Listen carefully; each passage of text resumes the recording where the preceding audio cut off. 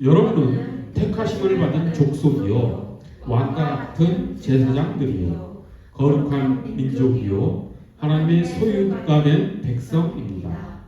그래서 여러분을 어둠에서 불러내어 자기의 놀라운 빛 가운데로 인도하신 분의 업적을 여러분이 선포하는 것입니다. 아멘. 아주 소망이 되는 말씀입니다. 하나님께서 우리를 택하여 우리를 왕과 같은 제사장으로 또 거룩한 민족으로 하나님의 소유로 우리를 부르셨다라고 하는 그러한 소망의 말씀이 오늘 본문 말씀에서 우리에게 주어졌습니다. 아주 소망이 되는 말씀이죠. 자, 그런데 여기에서 오늘 말씀의 핵심은 택하심이라고 하는 단어입니다. 즉 하나님께서는 많고 많은 사람들 중에서 우리를 택하셨다라고 하는 이 말씀이 오늘 설교의 주제인 것이죠. 사람들은 잘 알고 있습니다. 기독교는 선택의 교리를 가진 그런 종교인 것을 잘 알고 있습니다.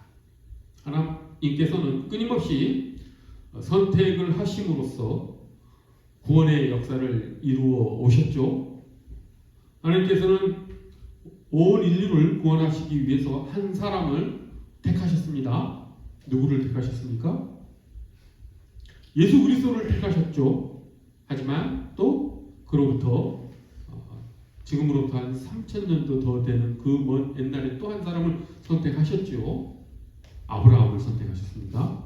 그리고 아브라함의 뒤를 이어서 아브라함의 장남이 아니라 이스마엘이 아니라 이삭을 또 택하셨죠. 그리고 이삭의 아들 중에서 또 장남인 예서가 아니라 또 야곱을 택하시죠. 그리고 또 다윗 왕의 후손으로 오신 예수 그리스도, 그래서 다윗이 선택되지요. 사무엘이 이스라엘의 왕에게 기름을 부으러 다윗의 마을로 갔을 때 사무엘이 선택한 것은 다윗의 형들이 아니라 다윗이었죠. 그리고 하나님께서는 여러 민족 가운데 또 이스라엘을 선택하셔서 그 이스라엘을 통해서 구원의 역사를 이루어 가시고 그 이스라엘 사람들 중에서 예수 그리스도를 선택하셨습니다. 이처럼 기독교는 선택의 그런 교리가 뚜렷하게 그런 보이는 그런 종교인 것이죠. 우리 기독교인들에게는, 그리스도인들에게는 이 선택의 교리가 대단히 소망스럽게 또 기쁘게 감격스럽게 받아들여집니다. 우리가 택함을 받아 구원을 받았다고 하니 얼마나 기쁜 일이겠습니까? 택함을 받아서 아주 기쁨을 갖는 것이 우리 그리스도인들이지요. 그런데 이것을 택함을 받지 않은 사람들의 입장에서 생각을 해보면 이것이 대단히 불편한 교리일 수 있죠. 왜 나는 택함을 받지 못했는가? 나는 왜 선택받지 못해서 구원을 받지 못하는가? 라고 하는 생각이 들 수 있지 않겠습니까? 택함 받은 사람보다 유기된 사람, 즉 택함을 받지 않은 사람들이 숫자로도 훨씬 더 많습니다. 이스라엘 민족이 선택받았는데 그 이스라엘 민족은 당시 세계 여러 나라 가운데 아주 소수 민족이었지요. 그 옆에 대제국이었던 이집트도 있고 북쪽에 또 여러 아수르라든지 여러 대제국들이 있었죠. 후에 또 로마도 나타나고 당시 동양에는 또 은나라, 주나라, 또 중국 여러 왕조들이 나타나고 우리나라 고조선도 있었고 그런 여러 나라들이 있었는데 그 많고 많은 민족과 국가들 중에서 아주 소수의 민족인, 보잘것없는 민족인 이스라엘이 선택받았습니다. 선택받지 않은 민족과 나라들, 그리고 개인들이 선택받은 민족과 개인들보다 훨씬 더 수가 많습니다. 그렇기 때문에 이 선택의 교리는 선택받은 사람들에게는 소망의 말씀이겠지만 선택받지 않은 사람들에게는 대단히 불편한 그런 감정을 자아내게 하는 그런 교리라고 할 수 있죠. 그래서 기독교가 기독교를 믿지 않은 사람들에게 대단히 배타적인 그런 종교이다라는 그런 오해를 받게 되고 그래서 기독교에 더 반감을 갖게 되는 경우도 있죠. 그런데 하나님께서 그런 어떤 배타적인 마음을 가지고 이런 선택의 교리를 우리 기독교 신앙 안에 이렇게 심어 놓으셨겠습니까? 우리는 하나님이 사랑의 하나님이시고 선하신 하나님이시고 또 전능하신 하나님임을 우리는 잘 알고 있습니다. 그렇다고 한다면 그 관점에서 선하시고 사랑이시고 또 전능하신 하나님이시라는 관점에서 이 선택의 교리를 바라볼 줄 알아야 되겠지요. 그래서 오늘 이 시간 하나님께서는 사랑의 하나님이신데 왜 한 민족, 한 개인을 편애하는 것과 같은 이런 선택의 교리를 기독교 신앙 안에 심어 놓으셨을까라고 하는 그 질문에 대한 답을 찾아가도록 하겠습니다. 그를 통해서 하나님이 또 얼마나 자비로운 하나님이신지 또 사랑의 하나님이신지 우리가 더 깊이 깨닫고 그 하나님께서 우리에게 전달하시는 메시지 가운데로 우리가 들어가 우리의 삶이 하나님의 마음에 맞는 그런 삶을 살아내기를 간절히 소원합니다. 이렇게 생각할 수도 있죠. 구원, 모든 사람들이 바라는 구원은 하나님께서 굳이 소수의 선택을 통해서 많은 사람들을 이렇게 구원해내려고 하는 이런 방법보다도 하나님께서 각 사람 한 명 한 명을 다 선택하셔서 그 사람들이 하나님을 믿고 구원받게 하시면 더 좋지 않았을까라고 하는 관점에서도 선택의 교리가 석연치 않습니다. 저 같은 경우에도 모태신앙이 아니기 때문에 저는 선택받은 자가 어떻게 보면 아니었지요. 근데 나중에 이제 예수 그리스도를 영접함으로써 또 선택받은 자가 되었습니다. 그렇다고 한다면 제가 예수님을 믿지 않았을 때는 하나님께 유기된 것이라고도 볼 수도 있겠죠. 근데 제가 선택받게 된 것은 누구 때문입니까? 선택받은 사람 때문이었겠지요. 그런데 이렇게 복잡한 과정을 하나님께서 거치게 하시지 않고 그냥 저를 선택하셔서 제가 하나님을 알고 하나님께 나아가면 구원받는 그런 식으로 하나님께서 구원의 역사를 이루셨으면 더 합리적이지 않는가라고 하는 생각이 드는 것이죠. 굳이 선택받는 자, 선택받지 않는 자로 나누시고 구원의 드라마를 하나님께서 끌어가시는 이유가 무엇인가? 라고 하는 것이 오늘 설교의 주제이고 그것이 질문입니다. 자, 여기서 우리가 선택의 교리가 우리에게 어떤 의미를 갖는 것인지 우리가 이제 찾아가야 되는 그런 시점이 된 것이지요. 그런데 우리가 이 선택의 교리를 아주 먼저 찾아가기 전에 그 깊은 뜻을 알아가기 전에 선택의 교리가 아주 잘못 주어지는 경우도 한번 먼저 생각해 보도록 하겠습니다. 선택의 교리, 하나님께서 선택하셨다라고 하는 이 기독교 교리가 아주 사람들에게 잘못 전해지고 오해를 불러일으켜서 그 사람을 결과적으로 오히려 하게 되는 그 사람이 버림받게 되는 선택의 교리를 잘못 받아들여서 오히려 하나님께 버림받는 하나님께 멀어지는 그런 결과를 초래하기도 했다라고 하는 것이죠. 대표적인 사람들이 누굽니까? 선택의 교리를 잘못 받아들여서 하나님을 멀리해버렸던 하나님을 죽이기까지 했던 사람들이 있었죠. 그게 누굽니까? 예수 그리스도께서 이 땅에 오셨을 때 예수님을 십자가에 못 박았던 사람들이 누구입니까? 유대인들이지요. 하나님께 선택받은 민족이 하나님을, 그들을 선택한 하나님을 십자가에 못 박았다라고 하는 엄청난 비극이 일어난 것이지요. 왜 그런 비극이 일어났습니까? 그들이 선택받았다라고 생각했던 그들이 바리새인들로 대표되지요. 그들이 이 선택의 교리를 잘못 받아들였기 때문에, 오해했기 때문이라고 하는 것이죠. 바리새인들은 자신들이 선택받았다라고 하는 이 기독교 교리를, 성경의 말씀을 자신들의 특권으로 받아들였다라고 하는 것이, 이들이 하나님의 말씀을 잘못 받아들여 그런 엄청난 비극을 낳게 하였다라고 하는 것이죠. 결코 선택은 특권을 선택받은 자에게 주는 것이 아니었음에도 불구하고 바리새인들은 자기들은 하나님께로부터 선택받은 사람이기 때문에 자기들은 무슨 짓을 하더라도 구원받는다라고 생각했던 것이죠.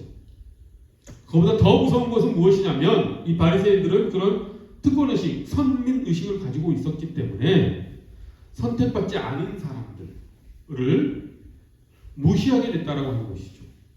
특권의식이 있었기 때문에 우월감이 생기고, 그 우월감을 바탕으로 선택받지 않았다고 생각하는 사람들, 또 선택받았다 하더라도 하나님께서 주신 그 율법을 철저하게 지키지 못하는 일반 백성들의 삶을 보면서 저들은 선택받았음에도 불구하고 율법을 철저히 지키지 못해서 하나님께 버림받은 그런 사람들이다라고 무시하는 그런 삶을 살았죠. 그래서 선택 교리를 잘못 받아들이면 이처럼 특권의식을 갖게 되고, 그 특권의식을 바탕으로 우월감을 갖게 되고, 우월감을 갖는 마음은 타인을 무시하고 경멸하고 하는 그런 비극적인 그런 결말을 낳게 됐다라고 하는 것이죠. 그리고 그것으로만 끝난 것이 아니라 하나님께서 그 바리새인들을 구원하시기 위해서 하나님의 아들을 이 세상에 보내주셨는데, 그 아들마저도 십자가에 못 박는 그런 악한 일을, 죄를 짓는 그런 결말을 맞게 된다라고 하는 것이, 그 특권 의식이 얼마나 끔찍한 것인지 우리가 알 수가 있습니다. 자, 이처럼 선택의 교리를 잘못 받아들이면 엄청난 비극이 생긴다는 것을 우리가 잘 깨닫게 되었습니다. 자, 그렇다고 한다면 하나님께서 선택의 교리를 이 성경 가운데, 기독교 신앙 가운데 심어놓으신 이유가 과연 무엇일까라고 하는 것을 우리가 찾아가 보도록 하겠습니다. 그것은 하나님이 사랑이시다라고 하는 하나님의 속성으로부터 이 선택의 교리를 바라볼 줄 알아야 되지요. 하나님은 사랑이십니다. 근데 여러분, 사랑이라는 것이 무엇입니까? 사랑은 혼자서 할 수 있는 것이 아니죠.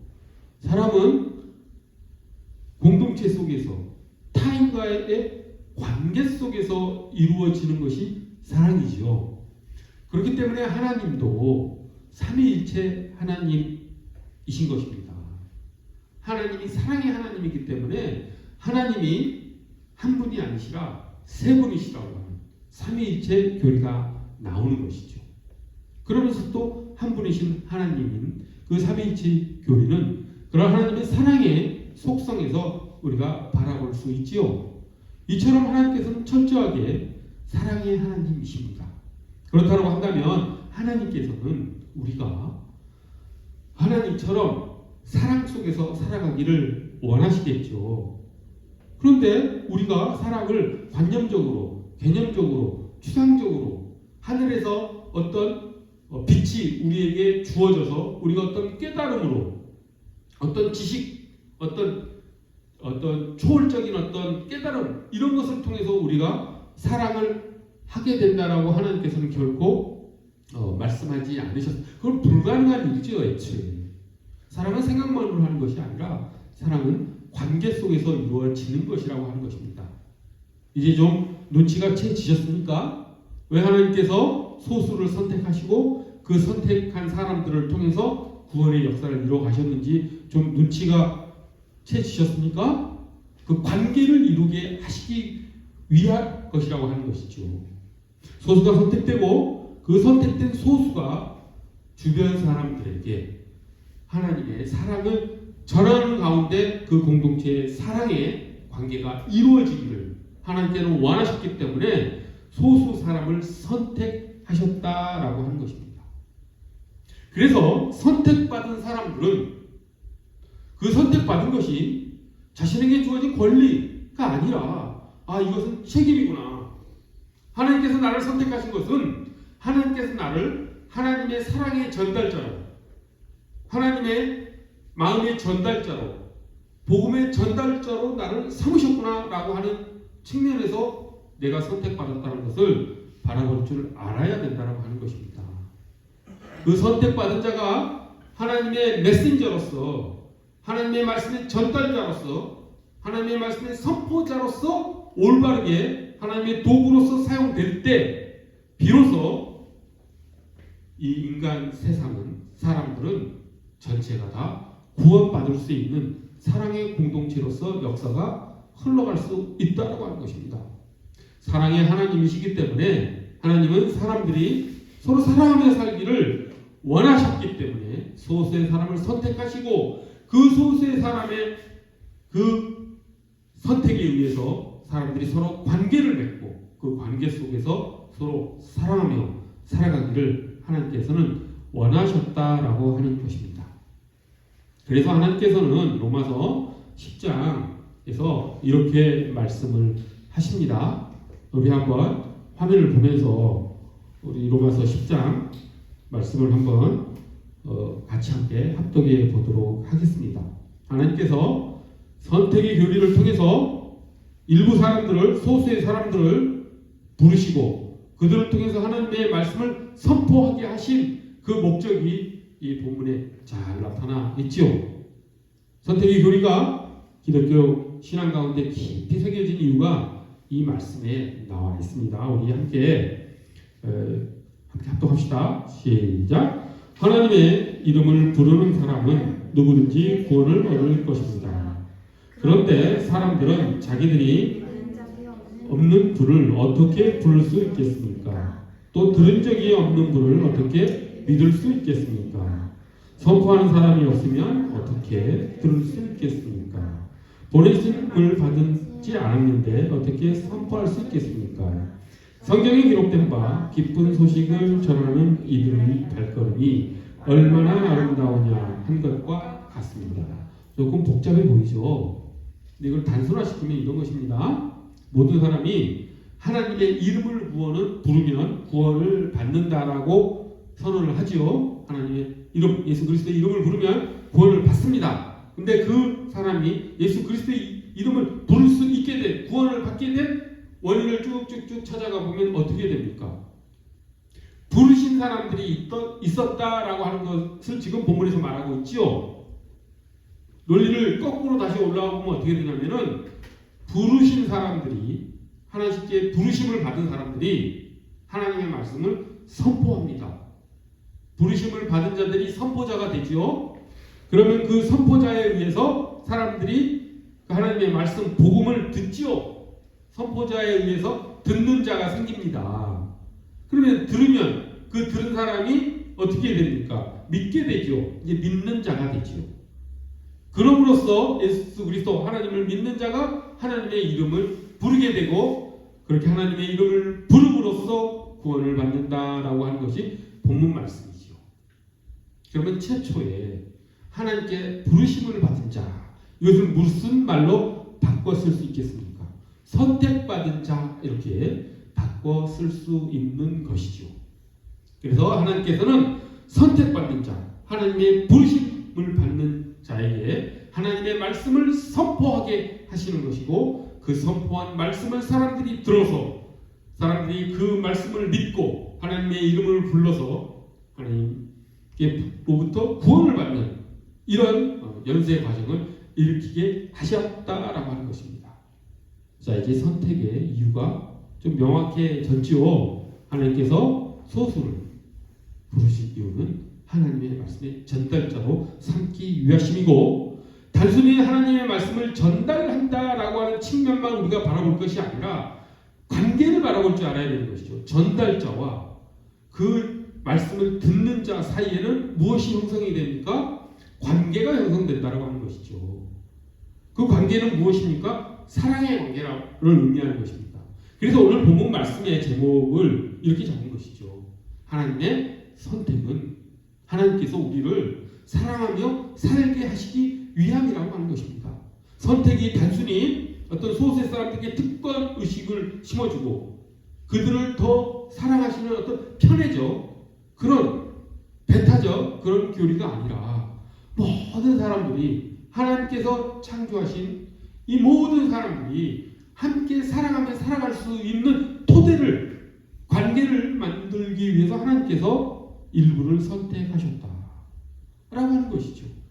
이처럼 기독교 교리를 그 깊은 뜻을 바라보면 그 깊은 뜻을 우리가 파고 들어가 보면 하나님의 사랑으로 귀결되게 되어 있습니다.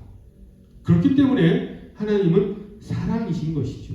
하나님이 사랑이시기 때문에 우리를 선택하셨다라고 하는 것을 우리가 마음속에 꼭 깊이 간직했으면 좋겠습니다. 그리고 그 사랑을 가지고 우리가 살아가기를 원합니다. 그것이 우리가 선택받은 진정한 이유이기 때문이지요. 그래서 이런 관점에서 오늘 본문 말씀을 다시 한번 살펴봅시다. 그러면 좀 더 오늘 본문 말씀이 그 하나님의 사랑을 우리가 전하는 그런 사람으로 우리를 택하셨구나라고 하는 것을 더 뚜렷하게 본문 말씀에서 확인해 볼 수 있죠. 보십시오. 여러분은 택하심을 받은 족속이요, 왕과 같은 제사장들이요, 거룩한 민족이요, 하나님의 소유가 된 백성입니다. 그래서 여러분들을 어둠에서 불러내어 자기의 놀라운 빛 가운데로 인도하신 분의 업적을, 그 다음에 나오죠. 선택하신 목적이 나오죠. 여러분이 선포하는 것입니다. 선택받은 자들이 하나님의 마음을, 하나님의 말씀을, 하나님의 메시지를 세상에 선포하는 것이라고 하는 것이죠. 부르심을 받은 자가 선포자가 되는 것이죠. 그러면 듣는 자가 있을 것이고, 듣는 자는 믿게 될 것이고, 믿는 자는 하나님을 부르게 되는 것이고, 하나님을 불러서 구원을 받게 된다라고 하는 로마서 10장 말씀과 연결이 되는 것이죠. 이처럼 우리 하나님께서 우리를 선택하신 것의 진정한 의미, 그것은 결코 특권의식, 권리의식이 아니라 우리가 책임의식으로 우리가 하나님의 전달자, 하나님의 말씀의 전달자로서 부름받은 것이다 라고 하는 것을 우리 마음속 깊이 새겼으면 좋겠습니다. 그래야지 우리가 사는 이 세상이, 우리 그 사랑 교회가 진정한 사랑의 공동체가 된다라고 하는 것이죠. 자, 이것에 좀 더 깊은 의미가 또 있죠. 이거를 잘 묵상해 보면 우리가 하나님의 말씀의 전달자라고 하는 것은 무슨 또 의미가 있냐면, 우리가 하나님의 일을 하는 것이다 라고 하는 것을 우리가 깨달을 수 있어야 되죠. 하나님께서 영원 속에서 시간 속으로 돌입해 들어오셔서, 즉 성육신 하셔서 예수 그리스도께서 이 땅에 오셔서 하신 일이 무엇이었습니까? 복음을 우리에게 선포하시는 일이었지요. 우리에게 구원을 가져다 주시기 위해서 예수 그리스도께서 이 땅에 오셨지요. 그리고 예수님은 죽으시고 부활하시고 승천하셨습니다. 근데 그 일을 지금 예수 그리스도께서 이 땅에 오셔서 하셨던 그 일을 지금 누가 하고 있습니까? 교회가 하고 있지요. 교회가 무엇입니까? 교회는 어떤 건물이 아니죠. 우리들이죠. 교회는 우리들입니다. 그래서 에베소서 1장 23절에서 교회는 그리스도의 몸이다 이렇게 얘기한 것이죠. 즉 예수 그리스도께서 이 땅에 오셔서 몸을 가지고 하셨던 일을 교회가 이어받아서 그 일을 행하기 때문에 교회는 그리스도의 몸인 것입니다. 그렇기 때문에 교회는 예수 그리스도가 하셨던 일을 이어가는 그런 정체성을 가지고 교회가 존재해야 된다고 하는 것이죠. 그 일이 무엇입니까? 하나님의 일이지요. 그래서 우리는 선택받았다라고 하는 그 의미 속에는 우리가 하나님의 동역자로서 하나님의 일을 하는 사람으로서 하나님의 사역자로서 우리가 부름받았다라고 하는 의미를 또한 갖고 있는 것입니다. 예수 그리스도께서 그 일을 하시기 위해서 이 땅에 오셨죠. 그렇기 때문에 선택받았다라고 하는 것은 책임 그 이상의 의미가 있다라고 하는 것을 우리가 꼭 깨달았으면 좋겠습니다. 단순히 세상이 말하는 책임 정도의 어떤 일을 우리가 부여받은 정도가 아니라 예수 그리스도께서 이 땅에 오셔서 모든 사람들을 구원하기 위해서 하셨던 그 일까지 우리가 들어갈 수 있어야 한다라고 하는 것이죠. 그것이 무엇입니까? 책임보다 더 깊은 그리스도인들에게 부여된 하나님께서 우리에게 맡겨주신 것이 무엇이겠습니까? 그것은 고난입니다. 그리스도인들에게 그래서 고난은 피할 수 없는 것이라고 하는 것이죠. 예수 그리스도께서 이 땅에 오셔서 고난을 피하셨다면 우리가 구원을 받을 수 있었겠습니까? 불가능하죠. 마찬가지입니다. 우리는 작은 그리스도들이죠. 우리는 작은 예수들입니다. 그럼 우리도 예수님이 하셨던 그 일을 하기 위해서 우리는 책임의식뿐만 아니라 그 책임의식의 밑바탕에 깔려있는 고난, 타인이 받아야 될 고난을 우리가 대신 받을 수 있는 그 고난을 우리가 인정하고 그 고난을 우리가 짊어지고 이 세상의 구원을 위해서 하나님께서 우리에게 맡겨진 일을 감당해 나가야 된다고 하는 것이죠. 그것이 희생과 섬김 아니겠습니까? 그리스도의 삶은 그렇게 쉽지 않은 길입니다. 십자가를 하나님께서 우리에게 지라고 하시는 말씀의 진정한 의미가 무엇이겠습니까? 예수 그리스도께서 지신 그 십자가의 의미가 무엇입니까? 인류를 위한 고난을 예수 그리스도께서 대신 지심으로써 우리가 구원받지 않았습니까? 그렇다라고 한다면 우리도 그 예수 그리스도께서 지신 그 고난을 우리가 짊어질 줄 알아야 된다고 하는 것이죠. 이처럼 선택의 교리에는 아주 깊은 예수 그리스도의 순환의 의미까지, 예수 그리스도의 십자가의 죽으심의 의미까지 담고 있는 아주 심오한 그런 하나님의 계획인 것이죠. 우리 그 가운데로 달려갔으면 좋겠습니다. 그런데 항상 또 하나님은 반전이 있으시죠. 하나님은 그렇게 인류 역사를 끝내시는 것이 아니라 예수 그리스도께서 십자가에서 돌아가신 것으로 드라마가 끝나는 것이 아니라 어떻게 됩니까? 부활하시죠. 부활하신 걸로 끝납니까? 하나님의 드라마가, 구원의 드라마가 어떻게 끝납니까? 예수 그리스도께서 다시 오시죠. 승천하신 예수님께서 다시 오셔서 온 인류를 또 구원하시지 않습니까? 새하늘과 새 땅이 이 땅에 임하지 않습니까? 그런 구원의 드라마의 최종 지점까지 우리 힘차게 달려나가는 우리 모두가 되기를 간절히 소원합니다. 기도하겠습니다. 거룩하고 자비로우신 하나님 아버지, 하나님께서 우리를 선택하여 주셨습니다. 하나님께서 우리를 택하심으로 우리가 구원받았습니다. 하나님 그 택하심에 그 하나님의 마음이 단순히 우리에게 권리만을 주신 것이 아니라 우리를 하나님의 사역자로, 하나님의 동역자로 우리를 이끄셨음을 저희가 깨닫고 그 하나님의 일 가운데 우리가 들어갈 수 있도록 저에게 힘주시고 저희를 이끌어 주시옵소서. 하나님께서 사랑의 능력으로 우리를 그렇게 이끄심을 믿습니다. 우리가 서로 사랑하며 살도록 우리를 선택하셨음을 믿사오니 하나님 저희를 그런 관계 속으로, 사랑의 관계 속으로 저희를 이끌어 주시옵소서. 감사드리오며 귀하신 예수 그리스도의 이름 받들어 기도드립니다.